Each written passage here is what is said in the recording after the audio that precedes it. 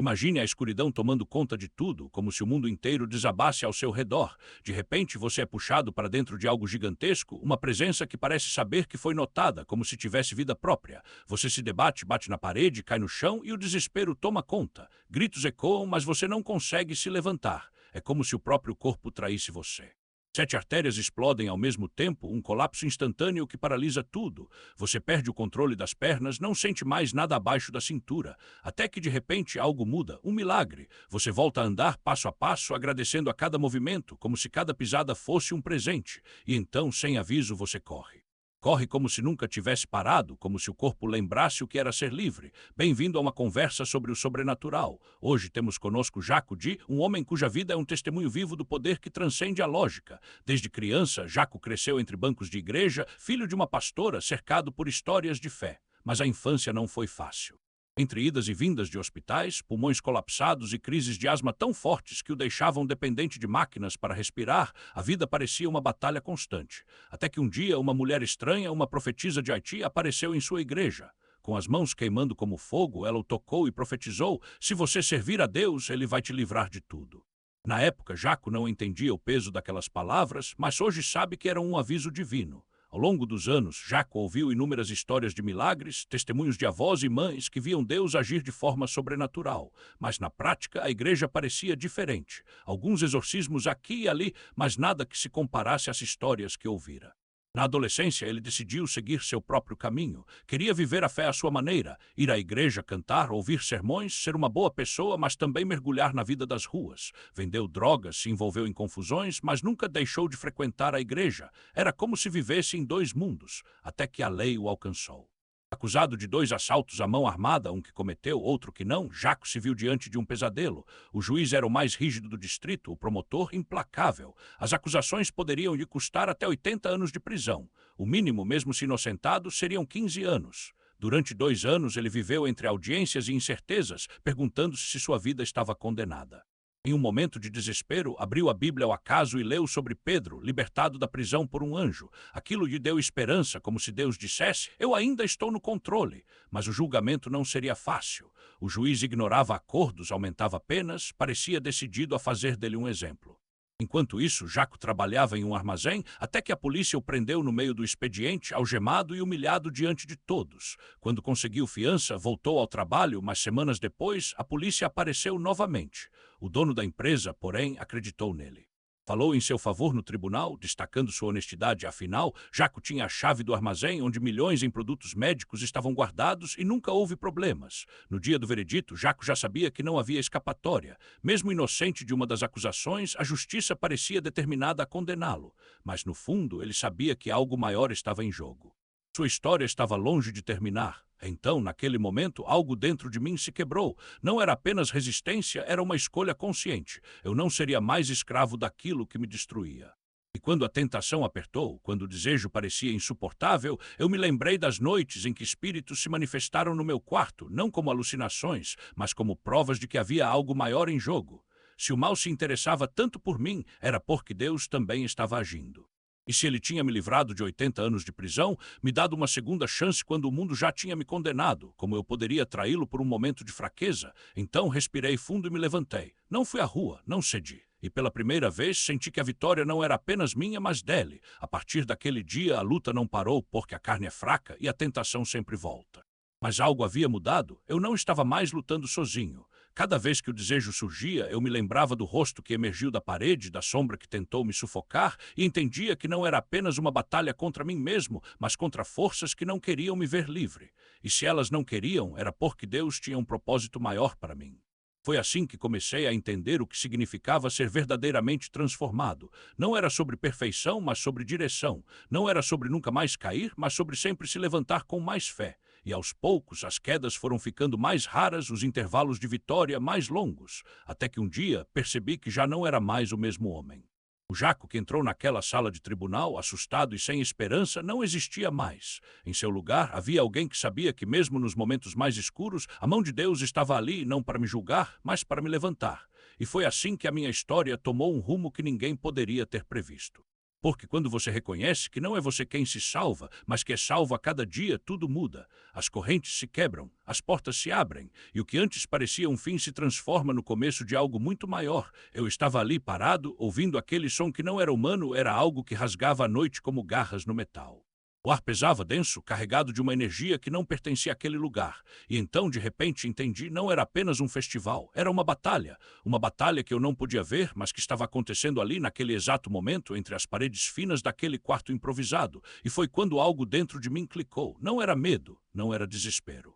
Era a certeza de que se eu ficasse ali parado esperando que aquilo passasse, eu estaria entregando o terreno. Então fiz o que sempre fiz quando a escuridão parecia mais forte. Levantei a voz, não com palavras bonitas, não com discursos elaborados, apenas com o que estava no meu coração, um grito de fé cru e sincero que saiu como um rugido. E sabe o que aconteceu? O som lá fora não parou. Mas algo mudou. Foi como se, de repente, eu não estivesse mais sozinho naquela luta. Algo ou alguém estava ali ao meu lado, transformando aquele quarto em um campo de batalha onde a vitória já estava decidida. As rachaduras no teto pararam. O ar ficou mais leve. E mesmo com o barulho ainda ecoando ao longe, eu sabia, aquilo não tinha poder sobre mim. Na manhã seguinte, acordei como se tivesse atravessado uma tempestade e saído do outro lado, e quando contei para os irmãos o que tinha acontecido, eles não ficaram surpresos, apenas sorriram como quem diz, você viu, é assim que ele age, porque Deus não nos tira das batalhas, ele nos ensina a lutar nelas. E às vezes a maior vitória não é o silêncio, mas a coragem de levantar a voz mesmo quando o mundo ao redor parece enlouquecido. Foi ali, no meio daquela selva, com o cheiro de terra molhada e o som de vozes distantes, que entendi uma verdade simples. Não somos chamados para viver em segurança, mas para ser luz onde há trevas. E se você está disposto a dar um passo à frente, mesmo quando tudo parece perdido, ele já está lá, esperando para transformar o seu não consigo em um agora eu vejo, porque a fé não é a ausência de medo, é a certeza de que mesmo no meio do caos ele está no controle, e isso muda tudo, como se cada movimento fosse uma batalha contra o próprio corpo. E ali, naquele momento de fragilidade absoluta, eu entendi algo profundo. A dor não é o fim da história. Ela é apenas o lugar onde a fé se prova de verdade. Cada passo era uma oração, cada respiração um ato de resistência.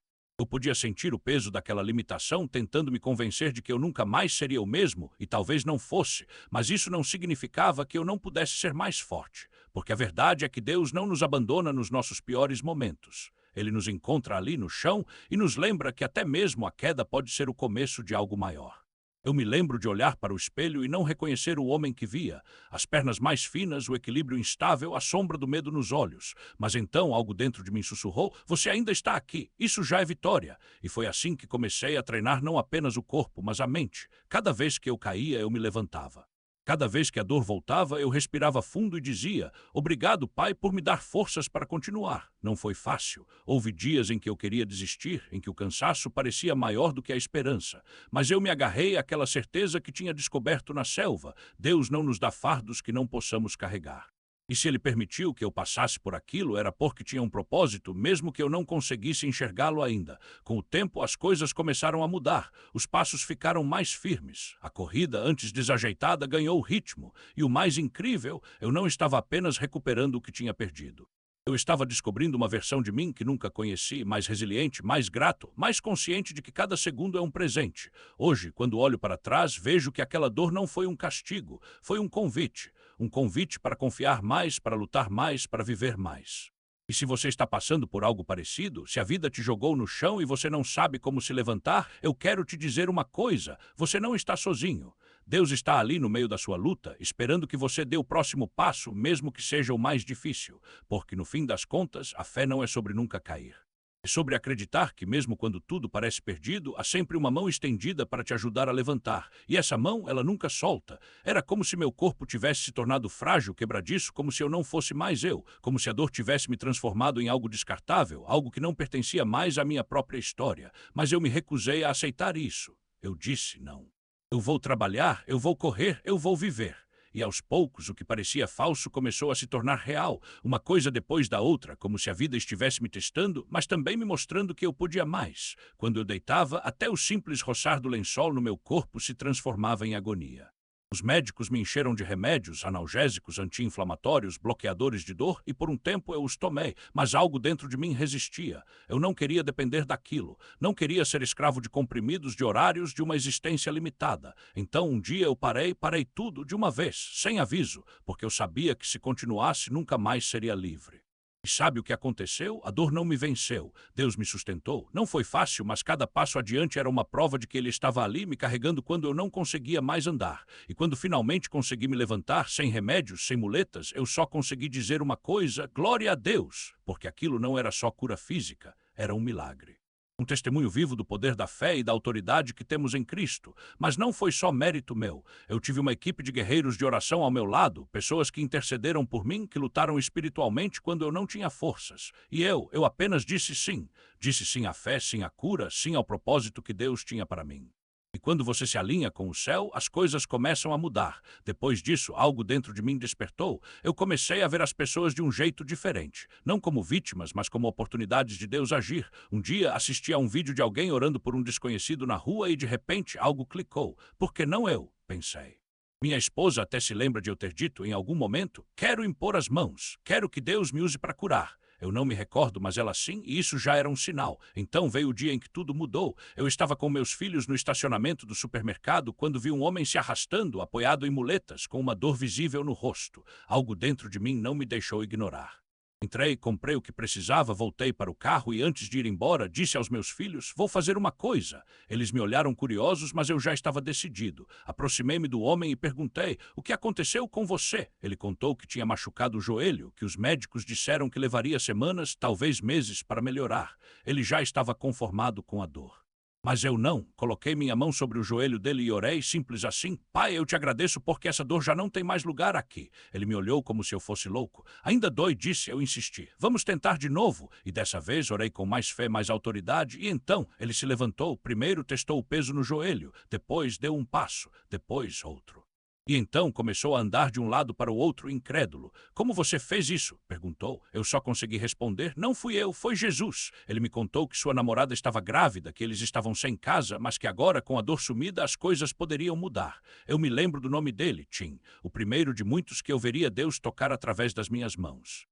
A partir daquele dia, a rua se tornou meu altar. Eu saía com meus filhos, orava por desconhecidos, expulsava demônios, proclamava libertação. Era como se uma nova missão tivesse começado, e eu queria que todos experimentassem isso. Cheguei a levar pessoas da igreja comigo, mas percebi que não tinha preparado ninguém. Eu só dizia, vamos lá, vamos orar pelas pessoas. E muitos iam, mas sem entender o poder que carregavam. Alguns até achavam que se impusessem as mãos em alguém, o demônio poderia atacá-los. Foi quando um pastor me chamou de lado e disse, você precisa ensinar antes de enviar. Eu não escutei. Não na hora. Fiquei frustrado, confuso. Passei uma semana jejuando e orando, tentando entender o que Deus queria de mim. E a resposta veio clara, eu tinha que continuar, mas não daquela forma. Eu tinha que ser mais estratégico, mais paciente. Mas naquele momento a empolgação falou mais alto. Então eu simplesmente parei de levar as pessoas e voltei a ir sozinho. E mesmo assim Deus continuou usando minha vida. Até que um dia meu pai precisou de mim. Ele não era um homem de igreja, mas sempre me apoiou. Estava com problemas de saúde e eu e meu irmão o ajudávamos. Em um desses dias, enquanto levantava, algo em minhas costas estalou, uma dor aguda diferente de tudo que eu já tinha sentido, e de repente eu era o homem das muletas. Não conseguia andar direito, não conseguia me sentar, não conseguia nem respirar fundo sem sentir uma pontada. E o pior, não era no mesmo lugar de antes. Era mais embaixo, mais profundo, como se algo tivesse se rompido dentro de mim. Era bem mais embaixo, porque não no mesmo lugar, mas naquele momento, entre eu e alguns irmãos que saíam comigo pelas ruas, havia um preço a pagar por estar vivo, provações duras que enfrentávamos. E as pessoas chegavam, pessoas sendo curadas, pessoas sendo libertas de coisas que as prendiam. Isso durou cerca de 4 semanas. Gente sendo restaurada, gente se levantando de cadeiras de rodas, corações partidos sendo consertados. E minha coluna ainda doía, filho. Eu tinha meu filho orando por mim, eu orava pela minha própria dor, mas a agonia não passava. Saíamos aos sábados, impunhamos as mãos, víamos milagres acontecerem bem diante dos nossos olhos, e eu continuava mancando, arrastando aquela dor como um peso morto. Era como se eu estivesse em modo de manutenção. Não era mais a luta para voltar a andar, mas a luta para não piorar. Pegar um balde de 5 galões com um pouco de cascalho já era suficiente para me fazer cerrar os dentes. Outro irmão orou por mim. Nada, a dor persistia e eu seguia em frente sem mudar minha postura, sem questionar em voz alta, mas por dentro ecoava. Deus, o Senhor está curando essas pessoas porque não a mim, não ia deixar que o desânimo me dominasse. Mesmo quando pensamentos assim surgiam, eu os afastava. Não vamos ficar firmes. A palavra diz que nada nos será roubado. É isso. Mas houve um dia em que a dor foi tão intensa que precisei subir as escadas. Deitei no chão do quarto de um irmão e ele tentou me ajudar com alongamentos, com pressão nos pontos certos. Nada adiantava. Até que em um momento de desespero me vi deitado no piso frio de madeira, tentando encontrar uma posição que não doesse. A cama parecia um campo de batalha, então fiquei ali de costas, olhando para o teto, e então, sem aviso, as lágrimas começaram a brotar. Não eram só as lágrimas, era a voz que as acompanhava, cortante como uma lâmina. Você vai perder o movimento das pernas. Tem uma família, como vai sustentar eles? O que vai fazer quando não puder mais trabalhar? Como vai viver? As lágrimas escorriam pelo meu rosto, mas eu as enxuguei com raiva. 5 minutos, só 5 minutos de autocomiseração. E então me levantei, determinado, não aceito isso. Vou me levantar, vou correr, vou atravessar essa sala como se nada estivesse acontecendo. Minha esposa estava assistindo TV e eu, em vez de me entregar ao desespero, decidi me distrair.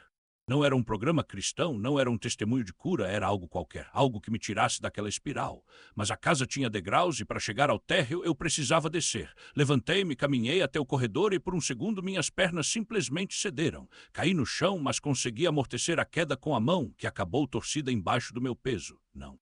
Não vou ficar aqui. Levantei-me de novo, cambaleando, e me arrastei até o banheiro. No caminho de volta, precisei me apoiar na parede e nos batentes das portas, como se meu corpo fosse feito de vidro prestes a se estilhaçar. Quando finalmente cheguei à cama, não agradeci a Deus pela dor. Agradeci por estar ali, por ainda ter forças para me mover, por ele estar comigo naquele momento, não apesar dele. Fiquei ali deitado, assistindo a algo na TV, bebendo água, tentando ignorar a agonia. 2 horas depois, decidi tentar de novo. Quando apoiei os calcanhares no chão, uma dor lancinante subiu pela parte de trás das pernas até a lombar e caí de volta na cama. Lá vamos nós de novo. Fiquei imóvel por uns 50 segundos, minha esposa me observando, tentando não demonstrar preocupação. Eu sabia o que ela estava pensando, como ele vai aguentar isso, mas não podia me dar ao luxo de fraquejar, não na frente dela, não na frente de mim mesmo. Então me levantei mais uma vez. E no instante em que fiquei de pé, foi como se alguém tivesse derramado água quente sobre um cubo de açúcar enfiado em um lugar onde não deveria estar. A dor simplesmente derreteu, sumiu, como se nunca tivesse existido. Comecei a me movimentar, torcendo o corpo, dobrando as pernas, levantando os joelhos. Chamei meu filho mais novo, que devia ter uns 6 ou 7 anos na época. Vem cá, garoto.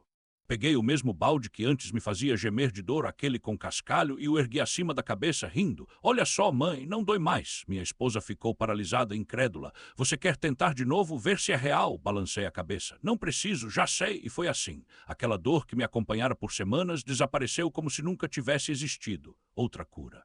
Mas dessa vez algo era diferente. Na primeira vez, anos antes, eu questionara por que o Senhor me curou, como se merecesse uma explicação, como se a cura fosse um prêmio por algo que eu tivesse feito certo. Mas agora, depois de anos caminhando com Deus, depois de ver metade do meu corpo ser tomada pela dor e ainda assim continuar pregando, impondo mãos, acreditando, agora eu entendia. Não era sobre merecer, era sobre confiar. Mesmo quando o corpo gritava o contrário, eu escolhia agradecer, não pela dor, mas pelo que Deus já havia feito e pelo que Ele ainda faria. A primeira cura tinha sido em 2009, essa segunda, 10 anos depois, em 2019. E o que fiz nesses anos todos? Coloquei o ombro no arado e não olhei para trás. Continuei saindo às ruas, impondo mãos sobre os doentes, libertando os oprimidos. Junto com Mary Betty Down, trabalhamos no Clash of Kingdoms, levando esperança aonde ela parecia ter acabado. E mesmo antes disso, eu já vivia no propósito, orando pelos perdidos, acreditando que Deus ainda operava milagres, e mesmo quando o milagre demorava a chegar para mim. Porque era isso que eu acreditava que Deus estava me direcionando. Mas, na verdade, quando olho para trás, vejo que o King of New York foi só o começo de algo maior. Nunca quis fazer nada online, nunca mesmo. Sempre preferi estar cara a cara com as pessoas, olho no olho, sem barreiras. Porque, vamos ser honestos, por trás de uma tela, as pessoas se sentem seguras para dizer o que querem, do jeito que querem, sem responsabilidade. Mas na vida real, se você tem coragem, grite na minha cara. Escreva em caixa alta, mande mensagens cheias de raiva, mas saiba que na presença real não há espaço para mal-entendidos. Não há como fugir da verdade. Mas Deus tinha outros planos. Lembro como se fosse hoje. Ele me deu um sonho com bebê Justine e um irmão chamado Matt. Estávamos diante de uma câmera e de repente minha perspectiva se elevou, como se eu estivesse pairando acima das prateleiras daquele estúdio, vendo tudo de cima. Uma semana depois, Justine apareceu com uma ideia. Vamos fazer algo online, transmitir ao vivo. Eu hesitei. Não é difícil, mas vamos tentar. E assim começamos. Por anos levamos Christian Dior Live para a internet e não foi fácil. As pessoas entravam, pediam oração, compartilhavam suas lutas e mesmo com toda a resistência inicial, algo começou a acontecer. Até que por volta de 2024 as coisas mudaram. Alguns irmãos seguiram outros caminhos, Matt se dedicou a um projeto de TV e eu fiquei ali pensando, e agora? Vou continuar sozinho, só eu e a câmera. Foi então que Deus colocou Cody no meu caminho. E meu Deus, como ele foi usado. Cody não só abraçou a visão, mas a levou a outro nível com o Clash of Kingdoms. Ele estruturou sites, criou plataformas, abriu portas para que pessoas do mundo inteiro pudessem ser alcançadas, tocadas, transformadas. Foi como se Deus pegasse o que eu fazia em Christian Dior Live e dissesse, agora é hora de multiplicar. E Maribeth, que esteve conosco desde o início, tocou no seu testemunho hoje, por isso estamos tão animados para ouvir você, Cody. Conte para nós como surgiu o Clash of Kingdoms, como você e Mari se conheceram, e acima de tudo, o que está no seu coração com esse ministério. Bem, Mari e eu nos encontramos como se fosse destino. Ela procurou um irmão que, sem rodeios, a encaminhou para Jim e Jim me indicou. Na época, ela estava passando por um momento difícil e eu simplesmente disse, venha até aqui, fique à vontade. Ela hesitou, não, especialmente o meu marido, e eu entendi. Mas algo em mim sabia que ela precisava descer e ela desceu. E a partir daí tudo começou a acontecer. Antes mesmo de chegarmos ao local, as batalhas espirituais já se intensificavam ao redor dela. Algumas irmãs até questionaram, será que é seguro? Tanta coisa estranha está acontecendo, mas Gio, seu marido, foi firme. Se Deus falou, vamos até o fim. E assim foi. O resto é história. Uma das coisas que mais amo na minha filha, e ela pode confirmar, é que mesmo quando não via os resultados que queria de imediato, ela sabia que a consistência era a chave. E é isso que eu acredito. A fidelidade no pouco é o que abre as portas para o muito. Com o Clash of Kingdoms, nosso objetivo não é apenas cumprir a grande comissão, mas treinar o corpo de Cristo para andar na terra como filhos de Deus manifestos. Como dizem Romanos, e aqui eu parafraseio, toda a criação geme e espera pela revelação dos filhos de Deus.